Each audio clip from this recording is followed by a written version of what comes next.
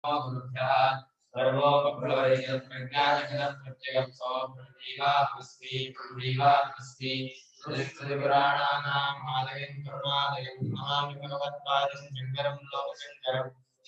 शंकराचार्यं केशवं बादरायणं सूत्रभाष्यो वन्दे भगवन्तो पुनः पुनः श्रीमच्छंकर भगवत्पूज्यपादसद्गुरुभ्यो नमः वन्देदं सच्चिदानन्दं यतिवर्यं महामतिं वेदवेदान्तदारकं सद्गुरुं प्रणतोऽस्मि सदानन्दसम्प्रदायज्ञं संयमीन्द्रं सदाश्रयं सद्गुरुं सच्चिदानन्दं सदाचार्यं समाश्रये श्री श्री सच्चिदानन्देन्द्र सरस्वती महासद्गुरुभ्यो नमः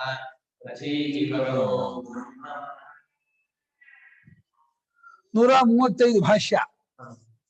ತತ್ರಾಪಿ ಪ್ರವರ್ತಕ ಪ್ರಮಾಣಾಭಾವೇ ಪ್ರವೃತ್ತಿ ಇತಿ ಚೇತ್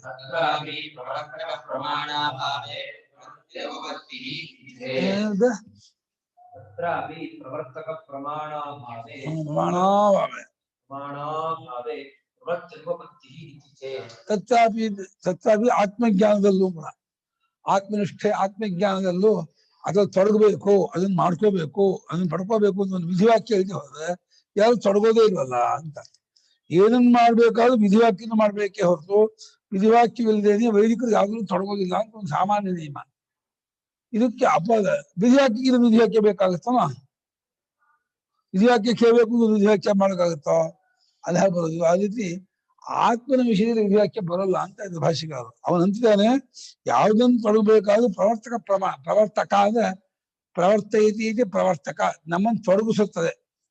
ಯಾವುದಲ್ಲಿ ನಮ್ಮನ್ನು ತೊಡಗಿಸುತ್ತದೆಯೋ ಆ ತೊಡಗಿಸುವುದಕ್ಕೆ ಒಂದು ಬೇಕಾದಂತಹ ಒಂದು ವಿಧಿವಾಕ್ಯ. ಅದಕ್ಕೆ ಪ್ರಮಾಣಾಭಾವೇನೆ ವಿಧಿವಾಕ್ಯ ಅಭಾವ ಅಂತ. ವಿಧಿವಾಕ್ಯ ಇಲ್ಲದೆ ಹೋದ್ರೆ ಪ್ರವೃತ್ತಿ ಆಗೋದಿಲ್ವಲ್ಲ ಅಂತ ಆಕ್ಷೇಪ. ಅದಕ್ಕೆ ಹಂಗ ಆಗೋದಿಲ್ಲ ಅಂತ. ಸ್ವಾತ್ಮ ವಿಷಯತ್ವ ಆತ್ಮಜ್ಞಾನಸ್ಯ. ಆತ್ಮಜ್ಞಾನವು ತನ್ನ ವಿಷಯದ್ದಾಗಿರೋದ್ರಿಂದ ಅದಕ್ಕೆ ವಿಧಿ ಬೇಕಿಲ್ಲ.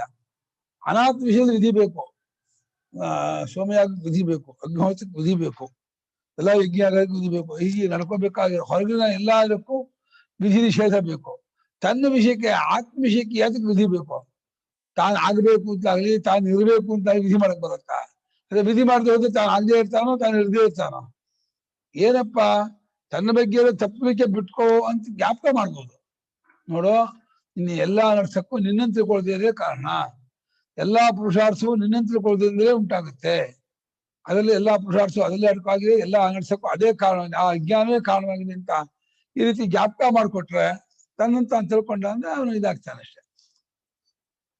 ಆತ್ಮಜ್ಞಾನಕ್ಕೆ ವಿಧಿಯ ಅವಶ್ಯಕತೆ ಇಲ್ಲ. ಯಾಕೆಂದ್ರೆ ಸ್ವಾತ್ಮ ವಿಷಯತ್ವ. ಸ್ವಾತ್ಮ ವಿಷಯತ್ವ ಕಥೆನ ತನ್ನ ಆತ್ಮನೇ ವಿಷಯ. ವಿಷಯನೇನೋ ಟಾಪಿಕ್, ಸಬ್ಜೆಕ್ಟ್. ಆತ್ಮಜ್ಞಾನಕ್ಕೆ ಯಾವುದೇ ವಿಷಯ ಅಂದ್ರೆ ಆತ್ಮನೇ ವಿಷಯ. ಆತ್ಮನ ನಾನು ಆಗಬೇಕು ಅಂತ ವಿಧಿ ಮಾಡಕ್ ಬರುತ್ತೋ ಹೊಂದುದಿಲ್ಲ. ನಹಿ ಆತ್ಮನಃ ಸ್ವಾತ್ಮ ಪ್ರವರ್ತಕ ಪ್ರಮಾಣಾಪೇಕ್ಷತಾ.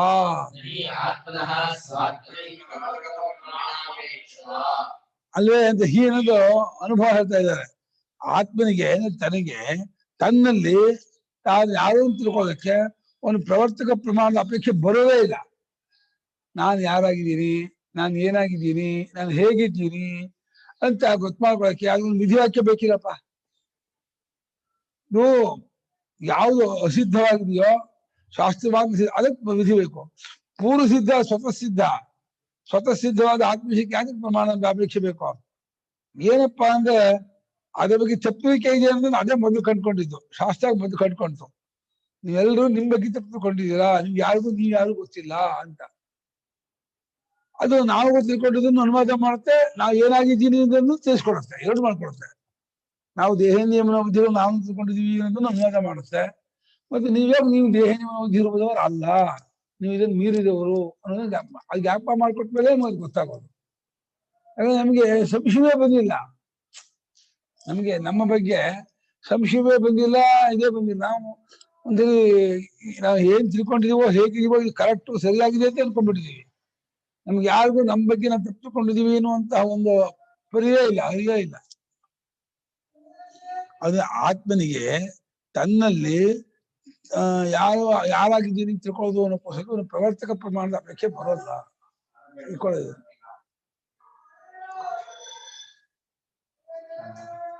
ಹಾಗೂ ಹೀಗೂ ಹೇಳ್ಬೋದು, ನನಗೆ ನಾನು ಗೊತ್ತು ಮಾಡ್ಕೋತಾ ಇದ್ದೀನ ಅನ್ನೋದ ಪ್ರಮಾಣ ನಾ ಹೇಗಿದ್ದೀನಿ ಅನ್ನೋ ಸಂಶಯ ಬರ್ಬೋದು. ಪ್ರವರ್ತಿಸ್ತಾನೆ ಈ ವಾಕ್ಯದಲ್ಲಿ ನನ್ನ ಸ್ವರೂಪದ ಬಗ್ಗೆ ಇರುವ ಅರಿವಿನ ಬಗ್ಗೆ ಯಾರಿಗೂ ಸಂಶಯ ಬರಲ್ಲ. ಯಾಕೆಂದ್ರೆ ನಾನು ಇದೀನ ಇಲ್ವಾ ಅಂತ ಯಾರು ವಿಚಾರ ಮಾಡಲ್ಲ, ನಾನು ಗೊತ್ತು ಮಾಡ್ಕೊಳ್ಳೋಣ ಅಲ್ವಾ ಅನ್ನೋದು ಯಾರು ವಿಚಾರ ಮಾಡಲ್ಲ. ಗೊತ್ತು ಮಾಡ್ಕೊಳ್ಳೋ ಪೂರ್ವಕವಾಗಿ ಇರುವಿಕೆ ಎಸ್ಟಾಬ್ಲಿಷ್ ಆಗುತ್ತೆ. ಸ್ವತಃಸಿದ್ಧನಾಗಿರೋದ್ರಿಂದ ಅದು ಗೊತ್ತಿಲ್ಲ, ಅದು ದ್ವಿತೀಯಾಖ್ಯ ಅಲ್ಲ, ಅನ್ನು ಜ್ಞಾಪ. ಇದು ಆತ್ಮನಿಗೆ ತನ್ನ ವಿಷಯದಲ್ಲಿ ಪ್ರವರ್ತಕ ತನಗೆ ತಾನು ಎಂಥವನು, ನಾನು ಇದೀನ ಇಲ್ಲ ಹೇಗಿದ್ದೀನಿ ಅನ್ನೋ ಬಗ್ಗೆ ಅಲ್ಲ. ವಾಕ್ಯಕ್ಕೆ ಇಷ್ಟೇ ಅರ್ಥ. ಆತ್ಮನಿಗೆ ತನ್ನ ವಿಷಯದಲ್ಲಿ ಪ್ರವರ್ತಕ ಪ್ರಮಾಣ ಬೇಕಿಲ್ಲ, ತಾನು ತನ್ನ ಸಿದ್ಧಪಡಿಸ್ಕೊಳ್ಬೇಕಾಗಿಲ್ಲ ಅಂತ ಶಾಸ್ತ್ರ. ನಾನು ಪೂರ್ವ ಸಿದ್ಧ ಸ್ವತಃ ಸಿದ್ಧನಾಗಿದ್ದೀನಿ, ತನ್ನ ಪ್ರಮಾಣದಿಂದ ನನ್ನ ಸಿದ್ಧ ಆಗ್ಬೇಕಾಗಿಲ್ಲ. ಈಗ ಹೊರಗಡೆ ಇರೋದೆಲ್ಲ ಪ್ರಮಾಣದಿಂದ ಸಿದ್ಧ ಆಗ್ಬೇಕು, ಅದನ್ನ ನಾನು ಮಾತ್ರ ಪ್ರವರ್ತಕ ಪ್ರಮಾಣದಿಂದ ಸಿದ್ಧವಾಗುವನಲ್ಲ ಅಂತ. ಯಾಕೆ ಹೇಳು? ಆತ್ಮತ್ವಾದೇವ, ಆತ್ಮತ್ವ ನಾವು ಸ್ವರೂಪತ್ವಾದೇವ ಅಂತ. ತನಗೆ ತಾನು ಸ್ವರೂಪ ತಾನೇ ಆಗಿದ್ದಾನೆ, ತಾನು ಮೊದಲು ಸಿದ್ಧವಾಗಿಬಿಟ್ಟಿದ್ದಾನೆ, ನಿತ್ಯ ಸಿದ್ಧ ಸ್ವತಃ ಸಿದ್ಧನಾಗಿರೋದ್ರಿಂದ ಅದನ್ನು ಎಸ್ಟಾಬ್ಲಿಷ್ ಮಾಡೋಕೆ ಶಾಸ್ತ್ರವಾಕ್ಯ ಬೇಕಿಲ್ಲ.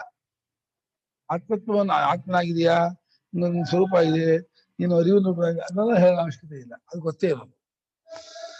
ತದಂತತ್ವಾಚ ಸರ್ವಪ್ರಮಾಣಾನಾಂ ಪ್ರಮಾಣತ್ವಸ್ಯ, ಬಹಳ ಮುಖ್ಯವಾದ ವಾಕ್ಯ. ಎಲ್ಲಾ ಪ್ರಮಾಣಗಳ ಪ್ರಮಾಣತ್ವವು ಆತ್ಮ ಗೊತ್ತಾಗುವವರೆಗೆ ಮಾತ್ರ. ಆತ್ಮ ಗೊತ್ತಾಗುತ್ತಲೇ ಎಲ್ಲಾ ಪ್ರಮಾಣದ ಪ್ರಮಾಣತ್ವ ಹಾರೋಗ್ಬಿಡುತ್ತೆ. ಯಾಕೆಂದ್ರೆ ಆತ್ಮನು ಗೊತ್ತಾಗುತ್ತಲೇ ತನ್ನ ಪ್ರಮಾತ್ರತ ಕಿತ್ಕೊಂಡ್ಬಿಡ್ತಾನೆ. ತಾನು ಪ್ರಮಾತ್ರವೇ ಅಲ್ಲ ಅಂದ್ಮೇಲೆ ಇನ್ನು ಪ್ರಮಾಣ ಪ್ರಮೇಯ ಎರಡು ಬರೋದೇ ಇಲ್ಲ.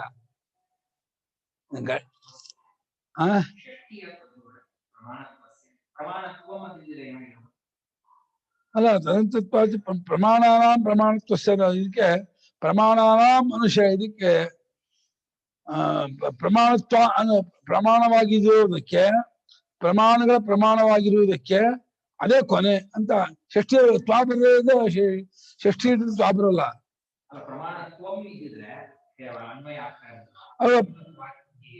ಪ್ರಮಾಣತ್ವಮ್ಮ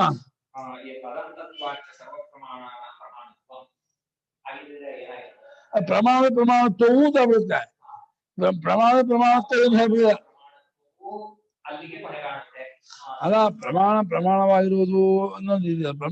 ಪ್ರಮಾಣತ್ವಸ್ಯ ಅಂದ್ರೆ ಪ್ರಮಾಣದ ಪ್ರಮಾಣತ್ವವಾಗಿರುವುದಕ್ಕೆ ಅದೇ ಆ ಜ್ಞಾನವಾಗುವುದೇ ಕಾರಣ ಅಂತ ಅರ್ಥ. ಅದೇ ಪ್ರಮಾಣತ್ವಂ ತದಂತತ್ವಂ. ಅವಾಗ ತದಂತತ್ವಾದಲ್ಲ, ಅವಾಗ ಅಲ್ಲ, ತದಂತತ್ವಾದ್ ಇರೋದನ್ನ ಷಷ್ಟಿಬೇಕು. ತದಂತತ್ವಾದ್ ಪ್ರಮಾಣತ್ವಸ್ಯ, ಅಲ್ಲೇ ತ್ವಾಪ್ರತ್ಯಯಕ್ಕೆ ಷಷ್ಠಿ ಅಪೇಕ್ಷೆ ಇದ್ದೇ ಇದೆ. ಪ್ರಮಾಣತ್ವಂ ಕಸ್ಯ ಶಾಸ್ತ್ರಸ್ಯ, ಷಷ್ಠಿ ಬರಲೇಬೇಕು. ತದಂತತ್ವಾತ್ ಪ್ರಮಾಣತ್ವಸ್ಯ, ಪ್ರಮಾಣಗಳ ಪ್ರಮಾಣತ್ವಕ್ಕೆ ಅದೇ ಕೊನೆ ಅಂತ ಇದ್ದಾರೆ. ಅರ್ಥ ಅದೇ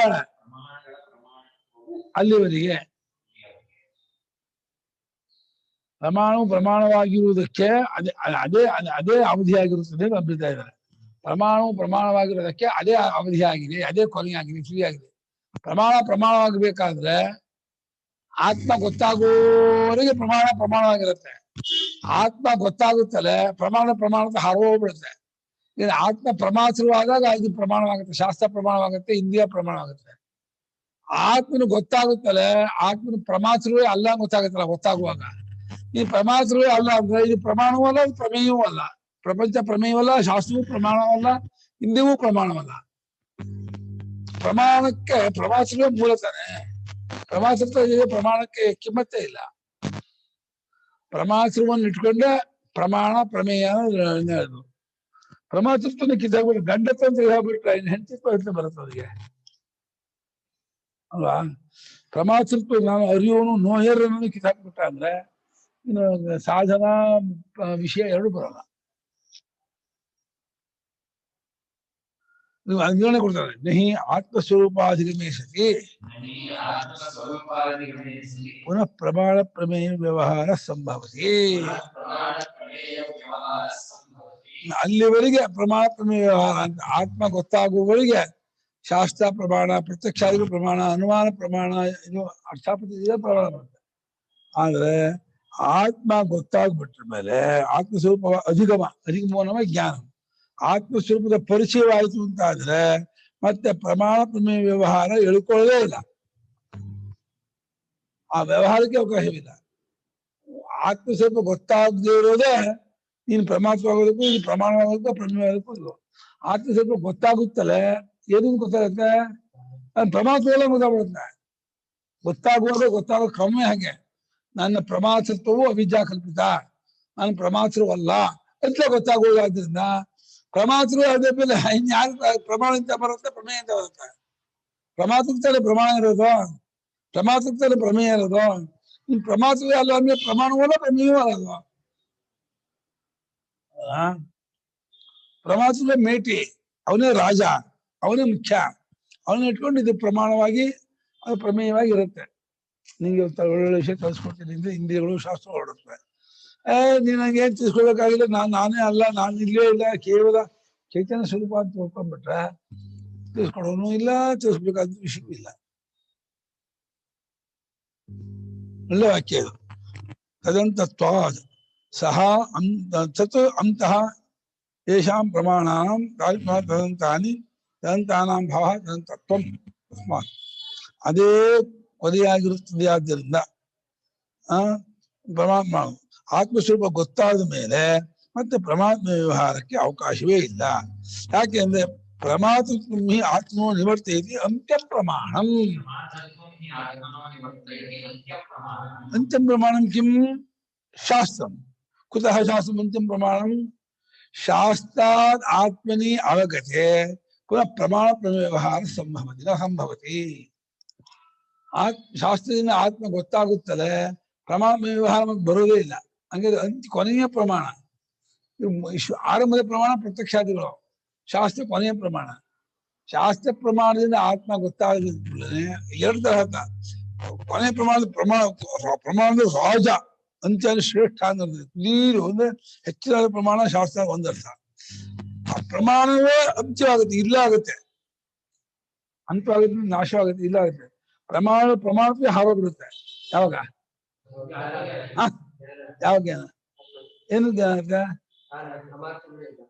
ಪ್ರಮಾತ್ವ ಅಲ್ಲ, ನಾನು ಪ್ರಮಾತ್ವ ಅಲ್ಲ ಅಂತ ಗೊತ್ತಾಗುತ್ತೆ. ಪ್ರಮಾತೃತ್ವಂ ಆತ್ಮನೋ ನಿವರ್ತೈತಿ ಅಂತ ಹೇಳಿದ್ದಾರೆ. ತನ್ನ ಬ್ಲೈಂಡ್ ಆಗಿ ಇಟ್ಕೊಂಡಂತಹ ಪ್ರಮಾತೃತ್ವವನ್ನ ಶಾಸ್ತ್ರ ನೀನು ಪ್ರಮಾತೃವಲ್ಲ ಅಂತ ತಿಳಿಸ್ಕೊಡುತ್ತೆ. ಪ್ರಮಾತ್ವ ಅಲ್ಲ ಅಂದ್ರೆ ಪ್ರಮಾತೃತ್ವವನ್ನು ಬಿಟ್ಕೊಂಡು ಕೇವಲ ಸ್ವರೂಪವಾಗಿದೆಯಾ ಪರಿಚಯ ಮಾಡ್ಕೊಡುತ್ತೆ. ಹಾಗೆ ತಿಳಿಸ್ಕೊಡೋ ಕ್ರಮ ಅದು. ಪ್ರಮಾತೃತ್ವವನ್ನು ತೆಗೆದುಹಾಕುವುದ್ರ ಮೂಲಕ ಆತ್ಮ ತಿಳಿಸ್ಕೊಡುತ್ತೆ ಹೊರತು ಆತ್ಮನ್ ಮತ್ತೆ ವಿಷಯೀಕರಿಸಿ ತಿಳಿಸ್ಕೊಳಕ್ ಆಗೋದು ಇಲ್ಲ. ಸರ್ವಕ್ಕೂ ವಿಷಯೀ ಆತ್ಮ, ಸರ್ವಕ್ಕೂ ವಿಷಯೀ ಆದ ಆತ್ಮ ಹೆಂಗ್ ವಿಷಯ ಮಾಡಿ ತಿಳಿಸ್ಕೊಳಕ್ಕಾಗತ್ತೆ? ಅದ್ರ ಏನ್ ಆರೋಪ? ಪ್ರಮಾತೃತ್ವ ಮೂಲ ರೂಪವಾದ ಆರೋಪ, ಪ್ರಮಾತೃತ್ವ ಜೀವರೂಪ, ಅದೇ ಒಂದೇ ಅರ್ಥ. ಆ ಜೀವತ್ವವನ್ನು ಕಳೆದು ಹಾಕ್ಬಿಟ್ರೆ ಆವಾಗ ಪ್ರಮಾಣವು ಅಂತಿಮ ಪ್ರಮಾಣ ಆಗುತ್ತೆ.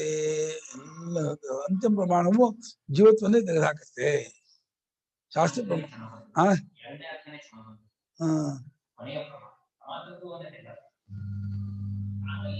ಅಷ್ಟ.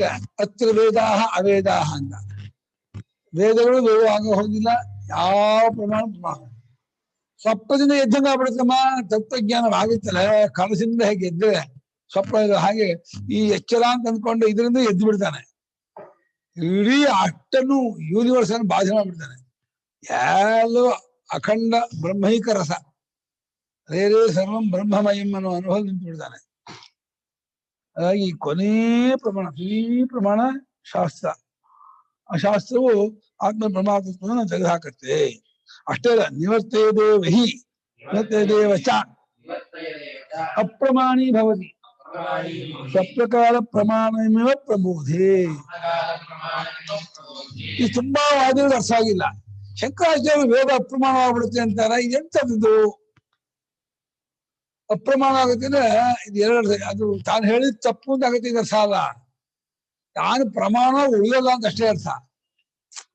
ಅಪ್ರಮಾಣವಾಗುತ್ತೆ ಅಂದ್ರೆ ತಾನು ಆತ್ಮವಿಚಾರ ತಿಳಿಸ್ಕೊಡ್ತಾ ಇರೋದು ತಪ್ಪು ತಿಳಿಸ್ಕೊಡ್ತಾ ಇದ್ದೀನಿ, ಆಗ ಸಾಲ. ಅದಕ್ಕೆ ಅಪ್ರಮಾಣವಾಗುತ್ತೆ ಏನು, ತನ್ನ ಪ್ರಮಾಣ ನಾನು ನೀನು ಪ್ರಮಾಸರು ನಾನು ಪ್ರಮಾಣ ಬ್ರಹ್ಮ ಪ್ರಮೇಯ ತ್ರಿಪುಟಿ ಇಟ್ಕೊಂಡು ಹೇಳ್ತಾ ಇತ್ತಲ್ಲ, ಆ ತ್ರಿಪುಟಿಯ ಬಾಧೆ ಆಗ್ಬಿಡುತ್ತೆ. ತ್ರಿಪುಟಿ ಬಾಧೆ ಆದ ಕೂಡಲೇ ತಾನು ಪ್ರಮಾಣವಾಗಿ ಉಳಿಯೋದಿಲ್ಲ ಅಂತ ಅರ್ಥ ಹೊರತು ತಾನು ಹೇಳಿದ ಪ್ರಮಾಣವಲ್ಲ ಅಂತ ಅರ್ಥ ಅಲ್ಲ. ತಾನು ಹೇಳಿದ ಪ್ರಮಾಣವಲ್ಲ ಅನ್ನೋದು ಇದು ಅರ್ಥ ಮಾಡೋದು. ಬೇರೆ ವಾದಿಗಳು ಶಂಕರಾಚಾರ್ಯರು ಕೂಡ ಅಪ್ರಮಾಣಿ ಭೌತಿ ಹೇಳಿದ್ದಾರೆ, ವೇದವ ಪ್ರಮಾಣವಲ್ಲ ಅಂತ ಹೇಳ್ತಾ ಇದ್ದಾರೆ. ವೇದ ಪ್ರಮಾಣ ಆದ್ಮೇಲೆ ಯಾವ್ದನ್ನ ತಿಳ್ಕೊಂಡ್ರು ಆತ್ಮನಿಂದ ಅಂತ.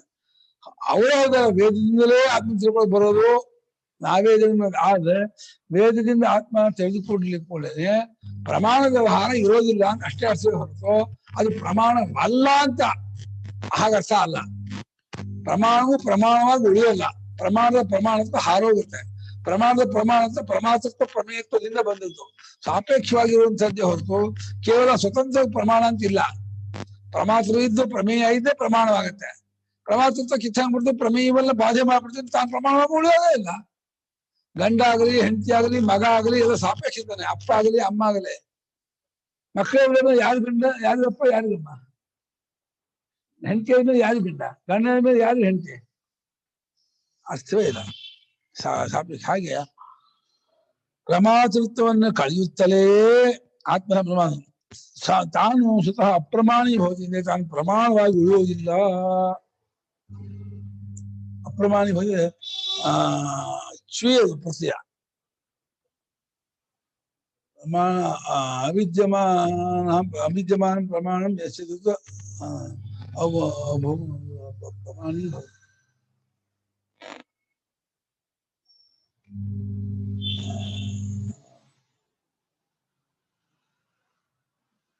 ಶ್ರೀಪ್ರತ್ಯಯ ಬರುವಾಗ ಶುಕ್ರ ಅಪ್ರಮಾಣಂ ಪ್ರಮಾಣ ಸಂಪದ್ಯಮಾನಂ ಪ್ರಮಾಣೀಭವನಂ ಧೈರ್ಯ. ಅಪ್ರಮಾಣಂ ಪ್ರಮಾಣ ಸಂಪದ್ಯಮಾನಂ ಪ್ರಮಾಣೀಭವನಂ ಪ್ರಮಾಣೀಭವತಿ, ಅದು ಅಪ್ರಮಾಣ, ಅದಿಲ್ಲ ಅಂತ ಶ್ರೀಪ್ರತ್ಯಯ ಹಾಕಿದ್ದಾರೆ. ಪ್ರಮಾಣೀಭವತಿ ಸ್ವಪ್ರಕಾರ ಪ್ರಮಾಣ. ಸ್ವಪ್ರಕಾರ ಪ್ರಮಾಣಗಳು ಎಚ್ಚೆತ್ತು ಕೂಡ ಹೇಗೆ ಬಾಧಿತವಾಗುತ್ತೆ ಅದು ಒಪ್ಕೊಂಡಿದ್ದೀವಿ.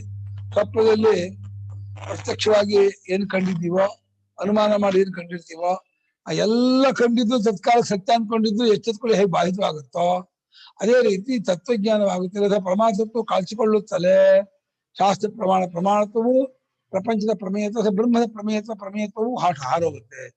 ಯಾವ ಪ್ರಮಾಣ ವ್ಯವಹಾರ ಉಳಿಯೋದೇ ಇಲ್ಲ. ಇಲ್ಲಿ ದೃಷ್ಟಾಂತ ಕೊಡ್ತಾರೆ. ಲೋಕೇಚ ವಸ್ತುಧಿಗಮೆ ಪ್ರವೃತ್ತಿ ಹೇತುತ್ವ ಅದರ್ಶನ ಪ್ರಮಾಣದ ವ್ಯಾಪಾರ ವಸ್ತು ತಿಳಿಸ್ಕೊಳಕ್ಕೆ, ತಿಳಿಸ್ಕೊಟ್ಮೇಲೆ ಪ್ರಮಾಣ ವ್ಯಾಪಾರ ಮಾಡ್ತಾ ಇರತ್ತ. ಅದೇನೋ ಕುರ್ಚಿಯಿಂದ ಆವರಿಸಿ ಮಾಡ್ತಾರೆ ಪ್ರಮಾಣ. ಒಂದು ವಸ್ತು ಒಂದು ಆ ಪ್ರಮಾಣದಿಂದ ಅದು ಗೊತ್ತಾಗ್ಬಿಟ್ರೆ ಪ್ರಮಾಣದ ನಿವೃತ್ತವಾಗ್ಬಿಡ್ತದೆ. ಹಾಗೆ ಬ್ರಹ್ಮವನ್ನು ತಿಳಿಸ್ಕೊಡುತ್ತಲೆ, ನಾನು ತಿಳಿಸ್ಕೊಟ್ಟದ್ದಾಯ್ತಿದ್ದೇಳಿ ನಿವೃತ್ತ ಆಗುತ್ತೆ. ನಿವೃತ್ತ ಆದ್ಮೇಲೆ ಲೋಕದಲ್ಲಾದ್ರೆ ಬೇರೆ ಇನ್ನೊಂದು ಪ್ರಮಾಣವಾಗಿ ಸತ್ಯ ಉಳ್ಕೊಳುತ್ತೆ. ಇಲ್ಲಿ ಪ್ರಮಾಣತ್ವವೇ ಬಾಯಿಗೆ ಪ್ರಮಾಣತ್ವೇ ಉಳಿಯೋಲ್ಲ. ವಸ್ತು ಅಧಿಗಮೆ ಅಂದ್ರೆ ವಸ್ತು ಗೊತ್ತಾದ ಮೇಲೆ ಅಂತ. ಲೋಕದಲ್ಲಿ ನೀವು ಚಾಪೆ, ಇದು ಪುಸ್ತಕ, ಇದು ಇಂಥದ್ದು ಗೊತ್ತಾದ ಮೇಲೆ ಮತ್ತೆ ಪ್ರವೃತ್ತಿ ಅರಿವಿನ ಪ್ರವೃತ್ತಿ ಆಗೋಲ್ಲ. ಪ್ರವೃತ್ತಿ ಆಗೋದು ಯಾವ್ದಿಂದ ಹೇಳ? ಕಾಮದಿಂದ. ಪ್ರವೃತ್ತಿಗೆ ಕಾರಣ ಜ್ಞಾನ ಅಲ್ಲ.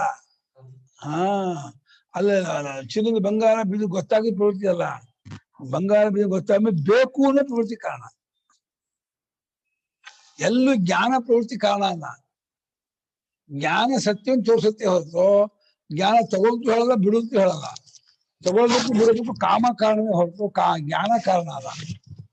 ಜ್ಞಾನ ಎಲ್ಲವನ್ನೂ ಬೆಳಕು ಹಾಕಿ ಎಲ್ಲವನ್ನೂ ತೋರಿಸುತ್ತೋ, ತತ್ವಜ್ಞಾನ ಎಲ್ಲವನ್ನೂ ತೋರಿಸುತ್ತೆ. ಅದು ತತ್ವಜ್ಞಾನವಾಗುತ್ತೆ, ಕಾಮ ಹೊಟ್ಟೋಗ್ಬಿಡುತ್ತೆ. ಹಾಗೆ ಪ್ರವೃತ್ತಿ ಇರೋದಿಲ್ಲ. ಲೋಕದಲ್ಲೂ ಅಷ್ಟೇ. 5 ರೂಪಾಯಿ ಯಾರೋ ಕರ್ಕೊಂಡು ಹೋಗಿರ್ತಾರೆ, ಅದು ಬಿದ್ದಂತೆ ನಮಗೆ ಕಾಣುತ್ತೆ. 5 ರೂಪಾಯಿ ಅಷ್ಟೇ ಇಂದ್ರಿಯ ಹೇಳುತ್ತೆ, ತಗೊಂಡ್ ಹೇಳಲ್ಲ. ತಗೊಂಡ್ ಹೇಳೋದು ಕಾಮ.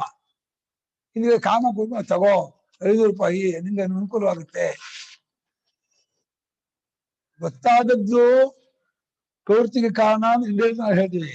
ಆದ್ರೆ ಜ್ಞಾನಕ್ಕೂ ಪ್ರವೃತ್ತಿಗೂ ನೇರ ಸಂಬಂಧ ಇಲ್ಲ. ಜ್ಞಾನ ಜ್ಞೇಯದ ಬಗ್ಗೆ ಅರಿವು ಉಂಟು ಮಾಡ್ಕೊಂಡ್ರೆ ಇವನಿರ್ತಕ್ಕಂಥ ಆಸೆ ಇದೆಯಾ, ಕಾಮ, ಅದು ಪ್ರವೃತ್ತಿ ಕಾರಣ.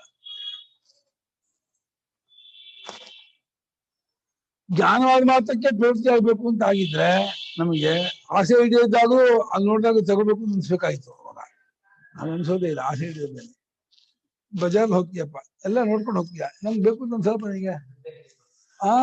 ಎಲ್ಲವೂ ಬೇಕು ಅನ್ಸುತ್ತಲ್ಲ. ಜ್ಞಾನ ಆಯ್ತಲ್ಲ ಬೇಕು ಅಂತ ಅನ್ಸ್ಬೇಕಾಗಿತ್ತಲ್ಲ ಅಂದ್ರೆ ಜ್ಞಾನವಾಗಿದ್ದರೆ ಬೇಕು ಅಂತ ಅನ್ಸ್ಬೇಕು ನಿಯಮ ಇಲ್ಲ.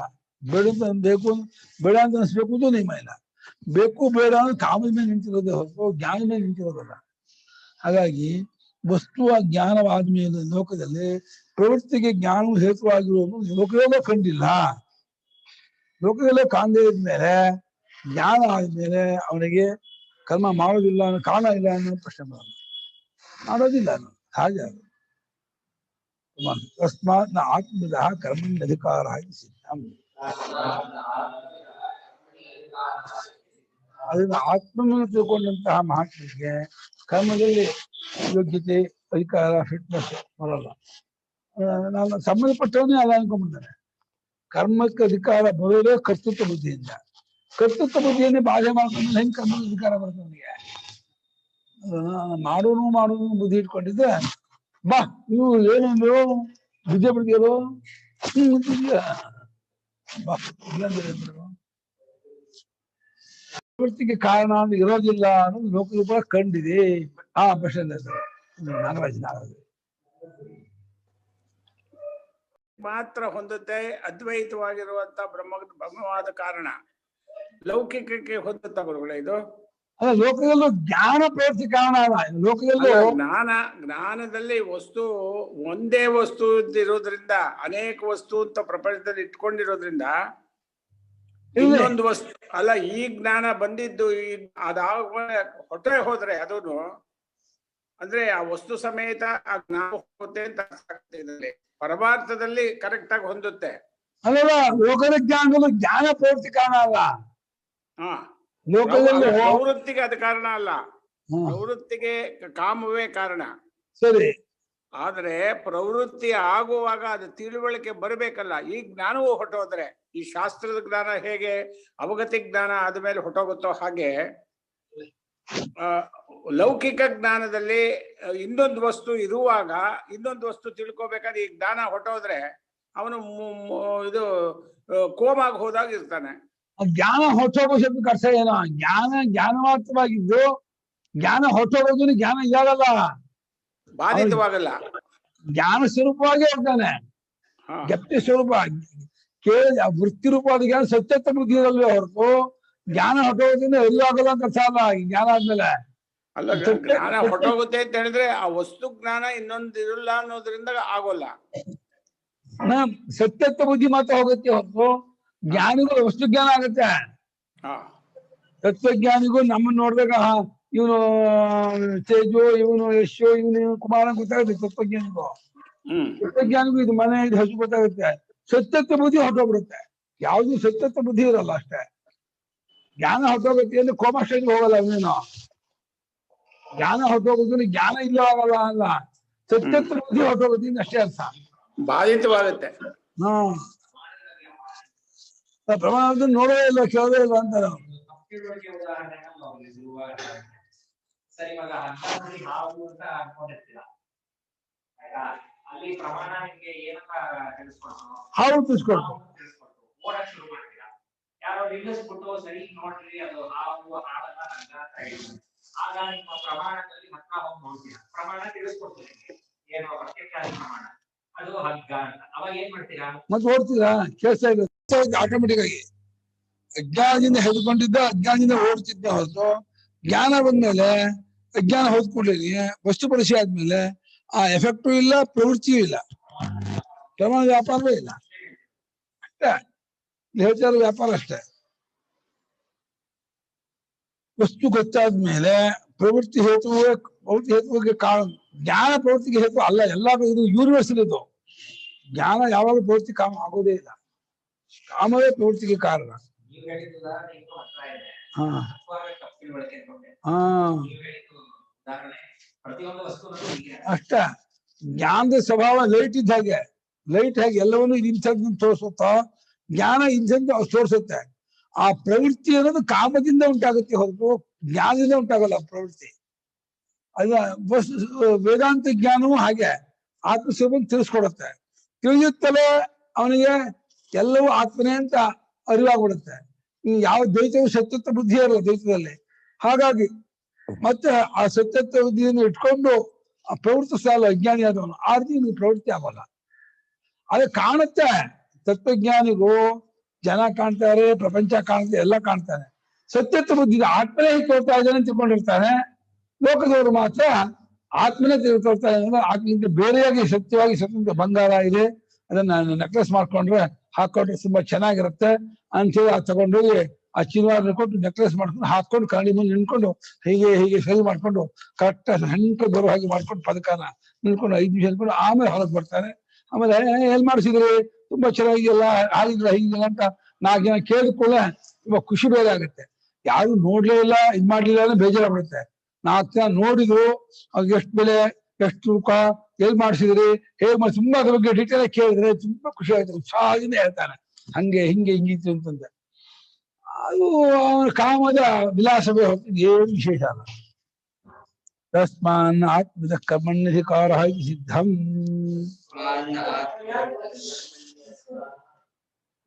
ಜ್ಞಾನವಲ್ಲ. ಯಾರ್ಯಾರು ಕರ್ಮದಲ್ಲಿ ಸತ್ಯತ್ವ ಬುದ್ಧಿ ಇಟ್ಕೊಂಡು ಕರ್ಮ ಮಾಡ್ತಿರ್ತಾರೋ ಅವರೆಲ್ಲ ಅಜ್ಞಾನಿಗಳು. ಅಂದ್ರೆ ಆತ್ಮನ ಬಗ್ಗೆ ಸರಿಯಾಗಿ ತಿಳ್ಕೊಂಡಿದ್ದವರು ಅಷ್ಟೇ ಅರ್ಥ. ಯಥಾವತ್ತಾಗಿ ಆತ್ಮನ ತಿಳ್ಕೊಂಡವರಾಗಿದ್ರೆ ಯಾವ ಪ್ರಮಾತ್ರವೇ ಆಗಲ್ಲ. ಪ್ರಮಾತ್ರವೇ ಆಗದಿದ್ಮೇಲೆ ಯಾವ ಪ್ರಮಾಣವೂ ಇಲ್ಲ, ಕಾಮವೂ ಇಲ್ಲ, ಕರ್ಮವೂ ಇಲ್ಲ, ಏನೂ ಇಲ್ಲ, ಹೋಗಿಯೇ ಹೋಗುತ್ತೆ. ವಿದುಷಃ ತ್ಯಕ್ತೈಷಣಸ್ಯ ಸ್ಥಿತಪ್ರಜ್ಞಸ್ಯ ಸ್ಥಿತಪ್ರಜ್ಞಸ್ಯ ಯತೇರೇವ ಮೋಕ್ಷ ಪ್ರಾಪ್ತಿ ಅಸನ್ಯಾಸಿನಃ ಕಾಮಕಾಮಿನಃ ಇತ್ಯೇತಮರ್ಥಂ ದೃಷ್ಟಾಂತೇನ ಪ್ರತಿಪಾದಯಿಷ್ಯನ್ನಾಹ. ಯಾರಿಗೆ ಮೋಕ್ಷ ಯಾರಿಗೆ ಇಲ್ಲ ಅಂತ ಹೇಳಿದ್ದಾರೆ ಶಂಕರಾಚಾರ್ಯರು. ಮೋಕ್ಷ ಯಾರಿಗೆ? ಸ್ಥಿತಪ್ರಜ್ಞನಾಗಿರುವ ಏಷಣಗಳನ್ನೆಲ್ಲ ಬೈಕನ್ನು ಬಿಟ್ಟಿರುವ ಸನ್ಯಾಸಿಗೇ ಮೋಕ್ಷ. ಅವನೇ ಸನ್ಯಾಸಿ. ಸನ್ಯಾಸಿ ಯಾರೋ? ಸ್ಥಿತಪ್ರಜ್ಞನು. ಮತ್ತೆ ಏಷಣವನ್ನು ಬಿಟ್ಟವನು. ಏಷಣೆ ಬಿಟ್ಟವನು, ಬೈಕಿಗನ್ನು ಬಿಟ್ಟವನು, ತಿಳ್ಕೊಂಡವನು, ತತ್ವ ತಿಳಿದವನಾಗಿ ತಿಳ್ಕೊಳ್ಳೋ ಬೈಕೆ ಹೋಗುತ್ತೆ. ಬೈಕೆ ಹೋದ್ಮೇಲೆ ಸ್ಥಿತಪ್ರಜ್ಞನಾಗ್ತಾನೆ. ಅವನನ್ನೇ ಸನ್ಯಾಸಿ ಕರೆದು ಅವನಿಗೆ ಮೋಕ್ಷ. ಮೋಕ್ಷ ಯಾವಾಗಲೂ ಆಗೋದಲ್ಲ, ಜ್ಞಾನ ಸಮಕಾಲದಲ್ಲೇ ಆಗುವಂಥದ್ದು ಮೋಕ್ಷ. ಜ್ಞಾನಕ್ಕೂ ಮೋಕ್ಷಕ್ಕೂ ಮಧ್ಯೆ ಕಾರ್ಯಾಂತರ ಭಾರಿ ಇದೆ. ಯಾಕಂದ್ರೆ ಅರಿಯುತ್ತಲೇ ತಿಳಿಯುತ್ತಲೇ ಅಜ್ಞಾನ ಬಾಧೆ ಆಗೋದ್ರಿಂದ ವಿಜ್ಞಾನ ಹೋಗುತ್ತಲೇ ಮುಕ್ತರಾಗುವುದಲ್ಲ. ಅದರಿಂದ ಜ್ಞಾನಿಯಾಗಿ ಪರಮಾತ್ಮ ತಿಳ್ಕೊಂಡು ಏಷಣಗಳನ್ನೆಲ್ಲ ಬಿಟ್ಟವನಾಗಿ ಸ್ಥಿತಪ್ರಜ್ಞ ಆತ್ಮಸ್ವರೂಪ ನೆಲೆನಿಂತ ಪ್ರಜ್ಞೆ ಉಳ್ಳವನಾದಂತ ಯತಿಗೆ ಏನ್ ಹಾಕ್ರ ಮೋಕ್ಷ ಪ್ರಾಪ್ತಿಯ ಹೊರತು ಬೇರೆಯವರಿಗೆ ಅಲ್ಲ. ಅಂದ್ರೆ ಸನ್ಯಾಸಿ ಅಲ್ಲದ, ಕಾಮವನ್ನೇ ಬೆಳೆಸುತ್ತಿರುವಂಥವರು ಬೇರೆಯವರು. ಯಾರು? ಕಾಮ್ಯಂತೆ ಐತಿ ಕಾಮಾಹ, ಬಯಸಲ್ಪಡುವ ಧನ ಕನಕ ವಾಹನ ವಸ್ತುವಿನ ಬಯಕೆಯನ್ನು ಉಳ್ಳವರು ಅಂತ ಅರ್ಥ ಕಾಮಿಗಳು ಅಂದ್ರೆ. ಅವ್ರನ್ನ ಅಸನ್ಯಾಸಿಗಳು ಅಂದ್ರು. ಬೈಕೆಯನ್ನು ಇಟ್ಕೊಂಡವರು, ಬಹಿರ್ಮುಖರಾದವರು, ಕಾಮವಂತವರಾಗಿರ್ತಕ್ಕವರು ಅಸನ್ಯಾಸಿಗಳು. ಅವರಿಗೆ ಮೋಕ್ಷ ಪ್ರಾಪ್ತಿ ಇಲ್ಲ ಎಂಬುದಕ್ಕೆ ಒಂದು ದೃಷ್ಟಾಂತವನ್ನು ಕೊಟ್ಟು ಪ್ರತಿಪಾದನೆ ಮಾಡ್ತೀನಿ ಪರಮಾತ್ಮ ಹೊರಡ್ತಾ ಇದ್ದಾನೆ. ಸಮುದ್ರ ದೃಷ್ಟಾಂತ ಕೊಟ್ಟು, ಸಮುದ್ರ ಹೇಗೆ ಮಧ್ಯದಲ್ಲಿ ಅಲುಗಾಡಿ ಇರುತ್ತೆ, ದಡದಲ್ಲಿ ಅಬ್ಬರಿಸ್ತಾ ಇರ್ತಾರೆ ಅಲೆಯಿಂದ. ಹಾಗೆ ಆರಂಭದಲ್ಲಿ ದೇವರು ಅಬ್ಬರಿಸ್ತಾ ಇರ್ತಾರೆ, ಮಧ್ಯಕ್ಕೆ ಹೋದವರು ಶಾಂತ ಆಗ್ಬಿಡ್ತಾರೆ, ಸರಿ ಆಗ್ಬಿಡ್ತಾರೆ. ಈ ತತ್ವಜ್ಞಾನದ ತುದಿಗೆ ಹೋದ್ರ ಶಾಂತ ಆಗ್ಬಿಡ್ತಾರೆ. ಬುಡದಲ್ಲಿ ಇದ್ದವರು ಅಬ್ಬರಿಸ್ತಾ ಇದ್ದಾರೆ, ಆ ಬೇಕಿ ಈ ಬೇಕಿ ಹೋಗ್ತಾರೆ, ಆ ಚಬಿಯನ್ನು ಹೇಳ್ಬಿಟ್ಟು ಪಟ್ಟಿ ಮಾಡ್ಬಿಡ್ತಾರೆ ಎಷ್ಟು ಬೈಕೆ ಇದೆ ಅಂತ. ಅಪೂರ್ಯವಾನ್ ಅಮಚಲ ಪ್ರತಿಷ್ಠಂ ಸಮುದ್ರಮಾಪ ಪ್ರವಿಶಂತಿ ಯದ್ವದ್ ತದ್ವತ್ ಕಾಮಾಯಂ ಪ್ರವಿಶಂತಿ ಸರ್ವೇ ಸಶಾಂತಿಮಾಪ್ನೋತಿ ನ ಕಾಮಕಾಮಿ ಆಪೂರ್ಯಮಾಣಮಚಲ ಪ್ರತಿಷ್ಠಂ ಸಮುದ್ರಮಾಪಃ ಪ್ರವಿಶಂತಿ ಯದ್ವದ್ ತದ್ವತ್ ಕಾಮಾಯಂ ಪ್ರವಿಶಂತಿ ಸರ್ವೇ ಶಾಂತಿಮಾಪ್ನೋತಿ ನ ಕಾಮಕಾಮಿ ಆಪೂರ್ಯಮಾಣಂ ಅಚಲ ಪ್ರತಿಷ್ಠಂ ಸಮುದ್ರಂ ಆಪಃ ಪ್ರವಿಶಂತಿ ಯದ್ವತ್ ತದ್ವತ್ ಕಾಮಾಃ ಯಂ ಪ್ರವಿಶಂತಿ ಸರ್ವೇ ಸಹ ಶಾಂತಿಂ ಆಪ್ನೋತಿ ನ ಕಾಮಕಾಮಿ. ಅಪೂರ್ಯಮಾನಮಪಿ ಅರ್ಥ ನೀರುಗಳಿಂದ ತುಂಬಲ್ಪಡುತ್ತಿದ್ದರು ಅಂದ್ರೆ ಅನೇಕ ನದಿಗಳು ಬಂದು ಸೇರ್ತಾ ಇದ್ರು ಕೂಡ ಅಚಲ ಪ್ರತಿಷ್ಠೆ ಆಗಿರುತ್ತೆ ಅದು. ಜ್ಞಾನಿ ಹಾಗೆ ಪಂಚೇಂದ್ರಿಯಿಂದ ವಿಷಯ ಬಂದು ಬೀಳ್ತಾ ಇದ್ರು ಅಚಲವಾದ ಆತ್ಮ ನೆಲೆ ನಿಂತಿರ್ತಾನೆ. ಸಮುದ್ರವು ಬೇರೆ ಎಲ್ಲಾ ನದಿಗಳು ಗಂಗಾಧರ ಸಮಸ್ತ ನದಿಗಳಿಂದಲೂ ತುಂಬಲ್ಪಡುತ್ತಿದ್ದರೂ ಕೂಡ ಅಚಲ ಮತ್ತು ಪ್ರತಿಷ್ಠಾ ಅಲುಗಾರದೆ ನೆಲೆ ನಿಂತಿದ್ದಾಗಿರುತ್ತೆ. ಅಂಥ ಸಮುದ್ರವನ್ನ ಸರ್ವತಃ ಆಪಹ ಪ್ರವೇಶಂತಿ ಎಲ್ಲಾ ದಿಕ್ಕುಗಳಿಂದಲೂ ನೀರುಗಳು ಹೇಗೆ ಬಂದು ಅದಕ್ಕೆ ಪ್ರವೇಶ ಮಾಡುತ್ತವೆಯೋ ಅದೇ ರೀತಿ ಎಲ್ಲಾ ಕಾಮ್ಯ ವಸ್ತುಗಳು ಬಂದು ಬೀಳ್ತಾ ಇರುತ್ತೆ. ಜ್ಞಾನಿ ಯಾರ ಮನೆ ಹೋದ ಅನ್ಕೊಳ್ಳಿ, ಆ ಮನೆ ಯಜಮಾನು ಸ್ವಾಮಿ ನಮ್ಮಲ್ಲಿ ನೋಡಿ ಅದ್ ನೋಡಿ ಎಲ್ಲ ಡಿಸ್ಪ್ಲೇ ಮಾಡ್ತಾರೆ. ಏನೇನು ನೋಡಿ ಏನಕ್ಕೂ ಆಶಯ ಬರಲ್ಲ ಅವರಿಗೆ. ಹೌದಾ ಹೌದಾ ಅಂತಾರೆ. ಇನ್ನು ಪರಿಚಯ ಇದು ತುಂಬಾ ಚಿರಪರಿಚಿತ ಇದಾಗಿದೆ, ಯಾಕೆ ತೋರಿಸ್ತೀವಿ ಸುಮ್ಮನೆ ಹೇಳೋ ಒಳಗೆ ನಂಗೆ ತೋರಿಸ್ಬೇಡ ಅಂತ ಬೈತಾರೆ. ಸ್ವಲ್ಪ ಅಪ್ಲಿಕೇಶನ್ ಏನೋ ಒಂದು ಇದಿದ್ದೆ ದಾಕ್ಷಿಣ್ಯ ಇದೆ ನೋಡ್ತಾರೆ, ಅವರು ಇದಕ್ಕೆ ನೋಡ್ತಾರೆ, ನೋಡಿದ್ರೆ ಅವ್ರಿಗೆ ಏನು ವಿಕಾರವಾಗಲ್ಲ. ಏನೇನು ಆಮೇಲೆ ಪದಾರ್ಥ ತೋರಿಸಿದ್ರು, ಒಳ್ಳೊಳ್ಳೆ ಅಮೂಲ್ಯವಾದ ಪದಾರ್ಥಗಳನ್ನ ಶ್ರೀಮಂತರಲ್ಲಿ ತೋರಿಸಿದ್ರು, ಹೌದಾ ಅಂತ ಒಂದು ಮಾತಂತಾರೆ. ಹೊರತು ಏನಕ್ಕೂ ಅವ್ರಿಗೆ ಬೇಕು ಬೇಡ ಎರಡೂ ಇರಲ್ಲ. ಕಾಮಾಹ ಅಂದ್ರೆ ಕಾಮ್ಯಂತೇತಿ ಕಾಮಾಹ ಕಾಮಿತವ್ಯ ಪದಾರ್ಥ ಅನ್ನದ ಕಾಮಿಸಬೇಕಾದ ಪದಾರ್ಥಗಳು ಅವನಲ್ಲಿ ಬದ್ದು ಕೂಡ ಪ್ರವಿಶಂತಿಗಳು ಸಹ ಅಚಲ ಪ್ರತಿಷ್ಠರಾಗಿ ಇರ್ತಾನೆ. ಹಾಗಾಗಿ ಸಹ ಶಾಂತಿ ಮಾಪ್ನೋತಿ, ಅವನೇ ಶಾಂತಿಯನ್ನ ಅಂದ್ರೆ ಆತ್ಯಂತಿಕವಾದ ಸ್ವರೂಪದಲ್ಲಿ ನೆಲೆ ನಿಲ್ಲುವ ಶಾಂತಿಯನ್ನ ಅವನು ಪಡ್ಕೊಳ್ತಾನೆ. ಇನ್ನು ಯಾರು ಪಡ್ಕೊಳ್ಳೋದ? ಕಾಮಕಾಮಿ. ಕಾಮಾನ್ ಕಾಮಯತೆ, ಕಾಮಾನ ಕಾಮಯತೆ ಸಹ ಕಾಮಕಾಮಿ. ಕಾಮಗಳನ್ನೇ ಬಯಸುವಾತನು ಕಾಮಕಾಮಿ. ಕಾಮವುಳ್ಳವನು ಕಾಮಿ, ಕಾಮಕಾಮಿ ಇದೆ. ಕಾಮಾನ್ ಕಾಮಿತು ಶೀಲಮಸ್ಯಾಸ್ತಿ, ಕಾಮಗಳನ್ನು ಬಯಸುವ ಸ್ವಭಾವ ಇದೆಯಾದ್ರೆ ಕಾಮಕಾಮಿ. ಧನಕನಕ ವಾಹನ ವಸ್ತೂನಿ ಕಾಮಯತೆ ಕಾಮನಂ ಅಸ್ಯಾಸ್ತಿ ಕಾಮಕಾಮಿ.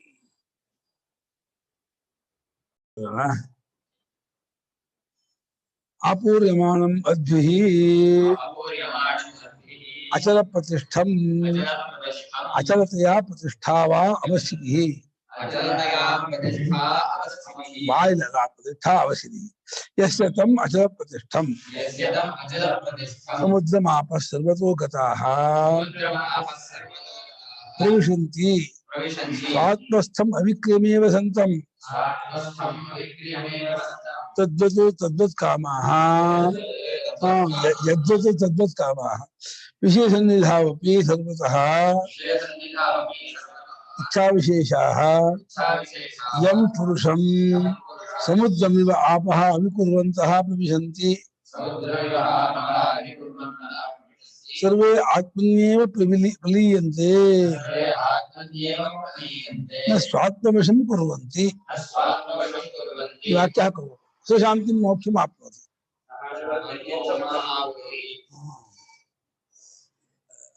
ಅಪೂರ್ಯಮಾನ ಮಧ್ವಿಹಿ ಅಂತ ನೀರುಗಳಿಂದ ತುಂಬಲ್ಪಡುತ್ತಿದ್ದರು. ಸಮುದ್ರವು ಅಚಲ ಪ್ರತಿಷ್ಠವಾಗಿ ಇದೆ, ಅಚಲತೆಯ ಪ್ರತಿಷ್ಠಾ ಅದುಗಾರದೇ ನೆಲೆಂತಿರುತ್ತೆ.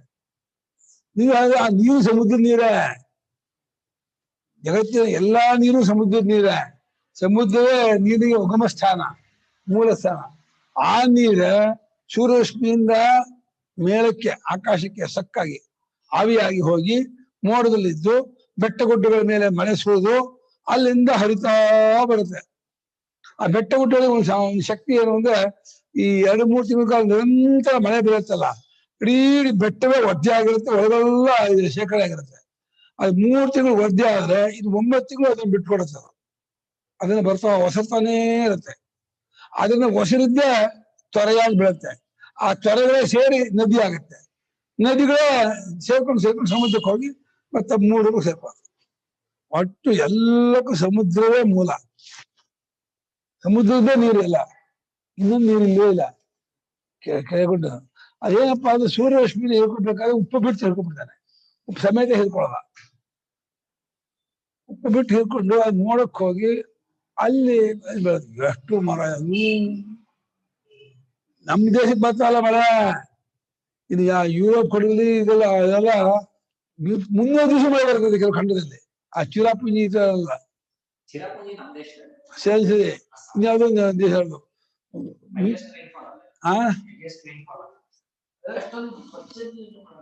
ಮಾಡೋ ಉದ್ದೇಶ ಸೃಷ್ಟಿ ಆಗಲಿ ಅಷ್ಟೇ ಹೊರತು ಮಳೆ ಬರಲಿ ಅಂತ ಅಷ್ಟೇ ಅಲ್ಲ.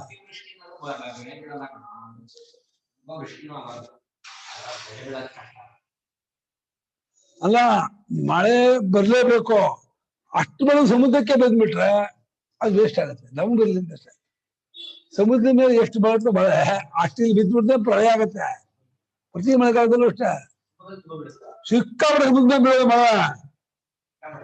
ಆಮೇಲೆ ಭೂಮಿ ಅದು ಹೇಳಿದ ಒಂದು 8 ಭಾಗ ಅಂತ ಇಟ್ಕೊಂಡಿದ್ದಾರೆ ಮನೆಯಲ್ಲಿ.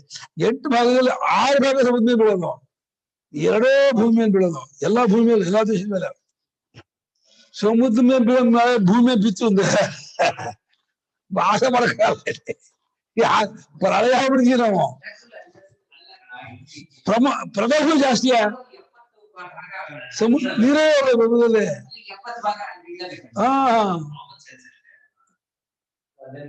ಯಾವುದೇ ಅಚಲ ಪ್ರತಿಷ್ಠಾ ಸಮುದ್ರವನ್ನು ಎಲ್ಲಾ ಕಡೆ ಸರ್ವತಃ ಆಪಹ ಪುರುಷಂತಿ. ಸರ್ವತಃ ಅಂದ್ರೆ ಎಲ್ಲಾ ದಿಕ್ಕಿನಿಂದಲೂ. ಎಷ್ಟು ಬರೀ ಭಾರತ ದೇಶ ಒಂದೇ ಅಲ್ವಲ್ಲಪ್ಪ ಭೂಮಿ ಪ್ರದೇಶ. ಈ ಅಷ್ಟು 7 ಖಂಡಗಳಲ್ಲೂ ಭೂಮಿ ಪ್ರದೇಶ ಇದೆ. ಅಲ್ಲಿ ಎಲ್ಲಾ ಕಡೆ ನದಿ ಇದ್ದೇ ಇದೆ. ನಮ್ ದೇಶಕ್ಕಿಂತ ದೊಡ್ಡ ದೊಡ್ಡ ನದಿ ಇದೆ ಅಮೆರಿಕದಲ್ಲೇ. ನೈಲು, ಅಮೆಜಾನ್ ಇದೆಯಲ್ಲ, ಸಿಕ್ಕಾಪಟ್ಟೆ ದೊಡ್ಡ ನದಿ ಅದು. ತಿಮಿಂಗಿಲ ನಮ್ ದೇಶ ನದಿ ತಿಮಿಂಗಿಲ ಇಲ್ಲ.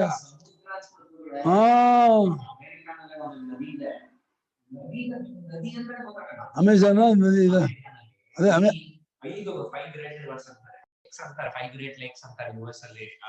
ಲೇಕ್ ಹತ್ರ ಹೋದ್ರೆ ಒಳ್ಳೆ ಸಮುದ್ರ ತರ ಅನ್ಸುತ್ತೆ.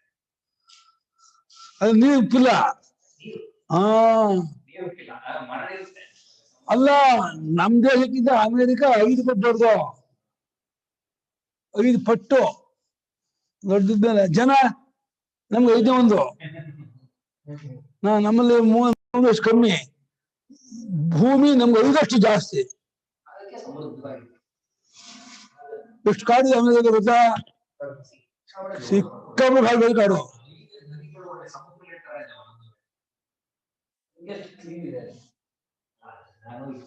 ನಮ್ಮ ದೇಶ ಹೋಗ್ತಿರುವಂತಹ ನೀರುಗಳು ಆ ಸಮುದ್ರವನ್ನು ಅವಿಕ್ರಿಯವಾಗಿಯೇ ಇದ್ಕೊಂಡಿದ್ದು ತಾವು ಹೇಗೆ ಪ್ರವೇಶ ಮಾಡ್ತಿದೆಯೋ ಅಧ್ಯಾತ್ಮ. ಅದೇ ರೀತಿ ಕಾಮಗಳು ವಿಷಯ ಸನ್ನಿಧಿಯಲ್ಲಿದ್ದರು, ಜ್ಞಾನಿಯ ಸಮೀಪದಲ್ಲೇ ಇದ್ದರೂ ಕೂಡ ಶುಕ ಮಹರ್ಷಿಗಳನ್ನು ಪರೀಕ್ಷೆ ಮಾಡಕ್ಕೆ ಜನಕ ಮಹಾರಾಜ ಗಣಿಕಾಸ್ತ್ರೀಯನ್ನು ಕಳಿಸಿದ್ದ. ವೇಶ್ಯಾಸ್ತ್ರೀಯರು ಅವರು ಅರ್ಧಂಬರ್ಧ ಬಟ್ಟೆ ಉಟ್ಕೊಂಡು, ಅಂದ್ರೆ ಕೆಳಗೆ ಮೇಲಕ್ಕೆ ಸಣ್ಣ ಬಟ್ಟೆ ಉಟ್ಕೊಂಡು ಶುಕರ ಮುಂದೆ ನರ್ತನ ಮಾಡ್ತಿದ್ರು ಇಡೀ ಪ್ರದೇಶದಲ್ಲಿ. ಆ ಪುಣ್ಯಾತ್ಮನಿಗೆ ಒಬ್ರು ಕಾಣ್ಲಿಲ್ಲ. ಪೂರ್ತಿ ಪ್ರದಕ್ಷಿಣೆ ಮಾಡ್ಕೊಂಡ್ ಬಂದ್ಮೇಲೆ ಏನ್ ನೋಡಿದ್ಯೋ ಅಂದ್ರೆ, ಅದೇ ತನ್ನ ತಲೆ ಮೇಲೆ ಇಟ್ಟಿದ್ದೀರ ಕೊಡ, ಅದೆಲ್ಲಿ ಬಿದ್ದ್ಬಿಡುತ್ತೋ ಅಂತ ಗಮನ ಹಾಕೊಂಡು ಹಾಕೊಂಡು ಬಂದೆ. ಹೋಗು, ನಿನ್ ಮದುವೆ ಇಲ್ಲ, ನಿಂಗೆ ಇನ್ನೇನಿಲ್ಲ, ಹೋಗೋದು ಹೊರಬೇಡ ಅಂತಂದೆ. ನಿಮ್ ಮದುವೆ ಮಾಡ್ಕೋಬೇಡ, ಎದ್ದು ಮಾಡ್ಕೋಬೇಡ.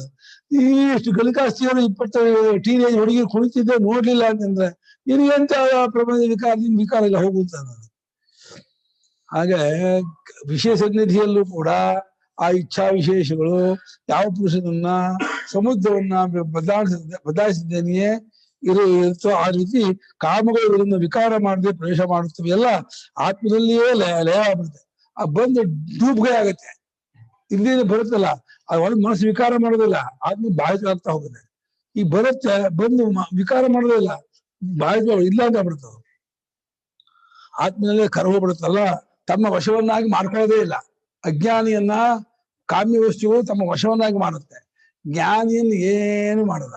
ಯಾಕಂದ್ರೆ ಅವನ ಆಭಾಸಿ ಕರೋತಿ, ತೋರಿಕೆಯನ್ನು ಮಾಡ್ಬಿಡ್ತಾನೆ.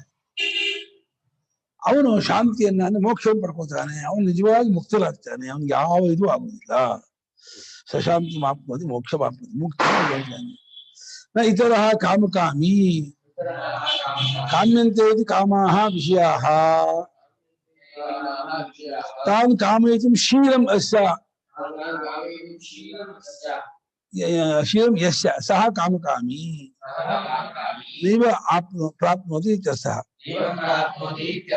ಇನ್ನೊಬ್ಬನು ಕಾಮಕಾಮಿಯಾದವನು ಅಂದ್ರೆ ವಿಷಯಗಳನ್ನು ಬಯಸುವ ಆತನು. ಕಾಮ್ಯಂತೇತಿ ಕಾಮ, ಬಯಸಲ್ಪಡುವಂತಹ ಧನಕನಕ ವಾಹನ ವಸ್ತುಗಳು ಕಾಮ್ಯ ವಸ್ತುಗಳು, ಅವುಗಳ ವಿಷಯಗಳು, ಅವುಗಳು ಬಯಸುವ ಸ್ವಭಾವ ಯಾರಿಗಿದೆಯೋ ಅವನು ಕಾಮಕಾಮಿ. ಅದು ಬೇಕು, ಇದು ಬೇಕು, ಇದು ಬೇಕು ಬೇಕು ಅಂತ ಬೇಕುತ್ವವನ್ನು ತುಂಬಾ ತುಂಬಿಕೊಂಡವನು ಕಾಮಕಾಮಿ.